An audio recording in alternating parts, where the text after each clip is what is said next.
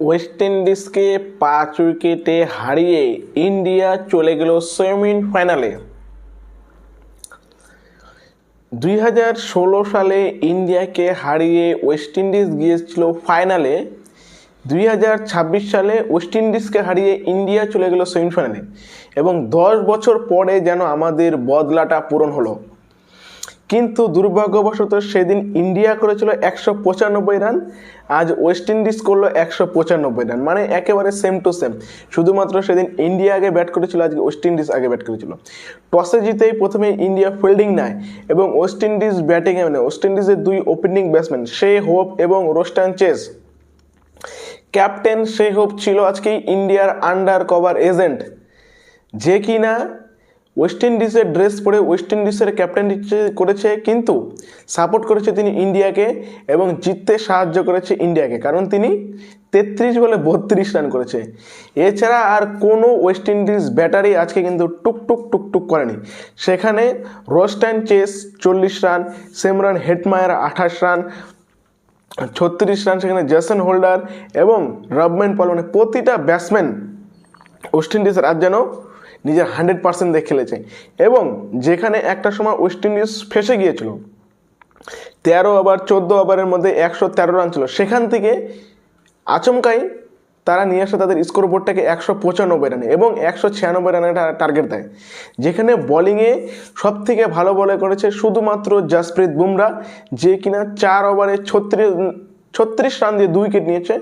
এছাড়াও 4 ওভারে 35 রান দিয়ে বিনা কোনো উইকেট লেস ছিলেন, সেটা হচ্ছে অক্ষর প্যাটেল, এবং 4 ওভারে 40 রান দিয়েছেন আমাদের বরুণ চক্রবর্তী। বাদ বাকি প্রতিটা বলারকে কিন্তু আজকে পিটিয়েছে ওয়েস্ট ইন্ডিজ, এবং শুধুমাত্র জসপ্রীত বুমরা এবং অক্ষর প্যাটেল ছাড়া এবং সবারই আজ ইকোনমি রেটস 10+ ছিল, মানে একেবারে পিটিয়ে চানাচুর বানিয়ে দিয়েছিল। একটা সময় তো ভেবেছিলাম আমরা যে ওয়েস্ট ইন্ডিজ হয়তো আজকে ম্যাচটা বের করেও নিতে পারে, কারণ এই 196 রানের টার্গেট চেস করতে নেমে ইন্ডিয়ার আবারও সেই একই রকম ওপেনিং ফ্লপ। এবং আজকে সঞ্জু স্যামসন ফ্লপ হয়নি, আজকে ফ্লপ হয়েছে অভিষেক শর্মা। এবং অভিষেক শর্মা জানি না কোন শনির দশা লাগছে, এই T20 ওয়ার্ল্ড কাপে চলতেই পারছে না, ফেল। ঈশান কিষানও ফেল, কিন্তু আজকে টিকে ছিল একজন, সেটা হচ্ছে সঞ্জু স্যামসন।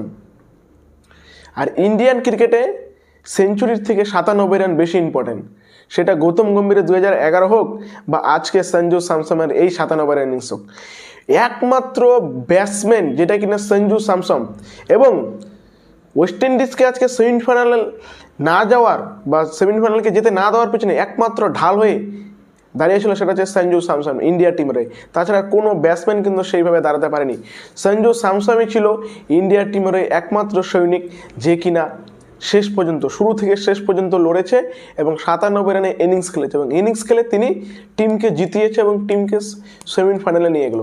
এবং সঞ্জু স্যামসনের এই 97 ইনিংস খেলার পরে এবং ইন্ডিয়াকে জয়ের পরে তার যে সেলিব্রেশনটা, সেটা থেকে একটা জিনিস স্পষ্ট যে সঞ্জু স্যামসনের ভিতরে কতটা খিদা ছিল এইরকম একটা রান বানানোর, এরকমভাবে ইন্ডিয়াকে জিতানোর যে খিদাটা সেটা কত দিনের ছিল, সেটা কিন্তু বোঝা গেল সঞ্জু স্যামসনের এই ব্যাটিং দেখে এবং এই ব্যাটিংয়ের সেলিব্রেশনের পরে। ক্লাস কাকে বলে, কাকে বলে ক্লাস, মানে রোহিত শর্মাকে যেন আজকে আমরা উপলব্ধি করতে পারলাম ম্যাচের মধ্যে, এরকম খেলা খেলেছে রোহিত শর্মা। যেরকম সেমিফাইনালে অস্ট্রেলিয়ার বিরুদ্ধে খেলেছিল ওয়েস্ট ইন্ডিজ 6, একই রকমের খেলা কিন্তু আজকে দেখালো সঞ্জু স্যামসন এই ওয়েস্ট ইন্ডিজের বিরুদ্ধে। আর বাদ বাকি ঈশান কিষান ফেল, অভিষেক শর্মা ফেল, সূর্যকুমার যাদব 16 বলে 18, শুধুমাত্র তিলক বর্মা 27 রান করছে, ভালো বল। মিডিলে এসে তিনি 5 নম্বরে এসে সঞ্জু স্যামসনের সাথে একটি দুর্দান্ত পার্টনারশিপ করেছে, এবং সেই পার্টনারশিপটাই কিন্তু এই জয়ের মধ্যে পার্থক্যটা এনে দিয়েছে। তা না হলে ওয়েস্ট ইন্ডিজ এগিয়েছিল, ওয়েস্ট ইন্ডিজ অনেকটা এগিয়েছিল ম্যাচের মধ্যে, কিন্তু সঞ্জু স্যামসন এবং তিলক বর্মার মধ্যে যে পার্টনারশিপটা হয়, সেই পার্টনারশিপটাই ইন্ডিয়াকে জয় এনে দেয়। এবং শেষের দিকে হার্দিক পান্ডিয়া এবং শিবম ডুবে, এই দুজনেরও কেমিও ইনিংসগুলোতে সাহায্যেই কিন্তু ইন্ডিয়া আজকে 5 উইকেটে ওয়েস্ট ইন্ডিজকে হারিয়ে সেমিফাইনালে চলে গেল।